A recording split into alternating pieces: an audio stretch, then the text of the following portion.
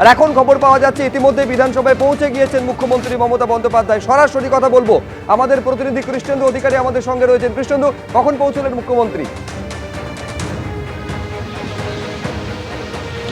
দেখো, ঘড়ির কাটা 1:35, এখন 1:37, 2 মিনিট আগে মমতা বন্দ্যোপাধ্যায় বিধানসভায় ঢুকলেন এবং বিধানসভায় ঢুকে তিনি নিজের ঘরে গেছেন এবং দ্বিতীয়ার্ধে যে অধিবেশন শুরু হবে সেই অধিবেশন শুরুর পর মমতা বন্দ্যোপাধ্যায় মমতা বন্দ্যোপাধ্যায় বক্তব্য রাখার পর পরিষদীয় মন্ত্রী বক্তব্য রাখবেন।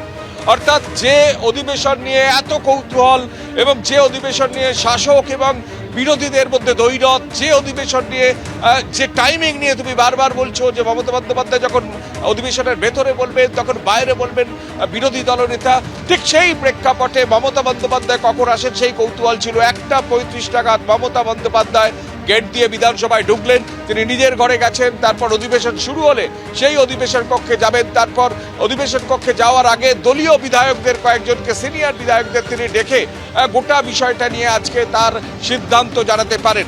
ইতিমধ্যে শুভেন্দু অধিকারী, বিরোধী দলনেতা, তিনিও বিজেপি বিধায়কদের সঙ্গে বৈঠক করছেন। অর্থাৎ যে সেই মাহেন্দ্রক্ষণে রাজ্য বিধানসভায় একটা অভূতপূর্ব ছবি দেখা যাবে, যেখানে শাসক দলের একজন রাজ্যের মুখ্যমন্ত্রী এবং রাজ্যের বিরোধী দলনেতা বিধানসভা কক্ষের একজন ভেতরে এবং একজন বাইরে বক্তব্য রাখবেন।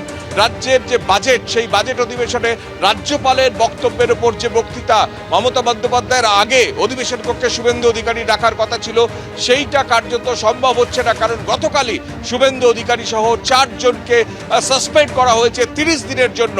আজকে সেই শুভেন্দু অধিকারীকে তার উপর স্বাধিকার ভঙ্গের নোটিশ আনা হয়েছে এবং তার বিরুদ্ধে, এবং রাজ্যের বিধানসভার অধ্যক্ষ যে গোটা বিষয়টায় কড়া মানসিকতা দেখাচ্ছেন এবং নরম হতে কোনোভাবে রাজি নন, সেটাও স্পষ্ট করে দিয়েছেন।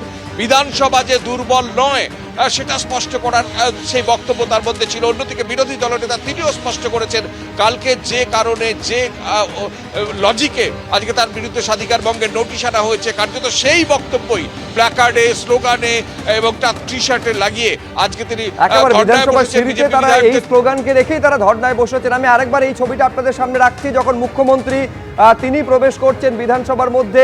এখন থেকে ঠিক কিছুক্ষণ আগে, 3-4 মিনিট আগে বিধানসভায় প্রবেশ করেছেন মুখ্যমন্ত্রী মমতা বন্দ্যোপাধ্যায় এবং দ্বিতীয়ার্ধের অধিবেশন যখন শুরু হবে, যখন মুখ্যমন্ত্রী মমতা বন্দ্যোপাধ্যায় বলতে উঠবেন, নিঃসন্দেহে কি বলবেন মুখ্যমন্ত্রী মমতা বন্দ্যোপাধ্যায়, এবং মুখ্যমন্ত্রী যখন বলবেন, বক্তব্য রাখবেন বিধানসভার ভেতরে, বাইরে তখন বিরোধী দলনেতা শুভেন্দু অধিকারী তিনি কি বলবেন, নিঃসন্দেহে তা নিয়ে রাজ্য রাজনীতিতে কৌতূহল একেবারে তুঙ্গে।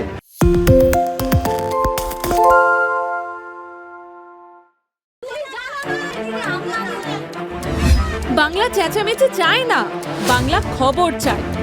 বাংলা খবর, বাংলার খবর।